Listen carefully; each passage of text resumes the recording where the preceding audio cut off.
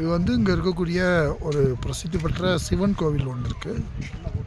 அந்த சிவன் கோவிலை பேஸ் பண்ணது தான் அந்த இடம். சுற்றி பாருங்கள், ஒரு அழகான சூழல்.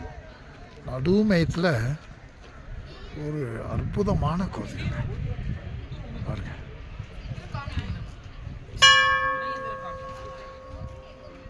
அற்புதமான ஒரு தெய்வ தரிசனம்.